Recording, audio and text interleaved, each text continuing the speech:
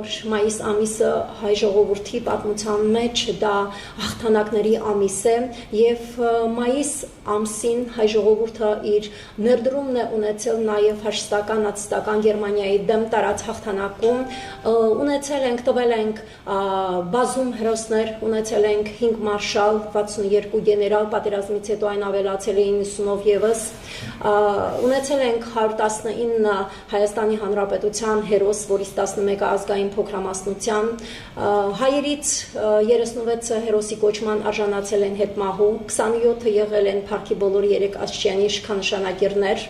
հայերից մեկը Հովանես Բաղրամյանը մարշալներից ռազմաճակատ է ղեկավարել Մերձբալթյան, 3-ը եղել են բանակի հրամանատար, 6 կորպուսի, 28 դիվիզիայի, 25 բրիգադի, 100-ից ավելի գնդի հրամանատարներ, փաստացի 600,000 հայ մասնակիցներից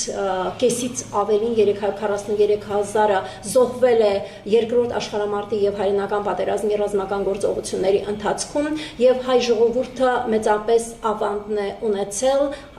մեծ հայրենականում։ Մայիսը նաեւ մեզ համար եռատոն է եղել հատկապես Արցախի պատմության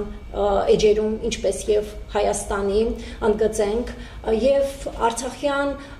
բոլոր պատերազմները իրենց կնիքն են թողել հայ ժողովրդի մերօրյա պատմության վրա։ Հենց Արցախյան առաջին պատերազմի 1991-94 Արցախյան քառորյա ապրիլյան քառորյա պատերազմին 2016 թվականի ապրիլի 2-ից 5-ը, 1-ի 2-ի գիշերը, ապա 2020 թվականի 44-օրյա պատերազմի եւ 2023 թվականի Արցախի բնակչության բռնի տեղահանման ընթացքում մեր զինվորների քաջարի մարտական գործողություններին։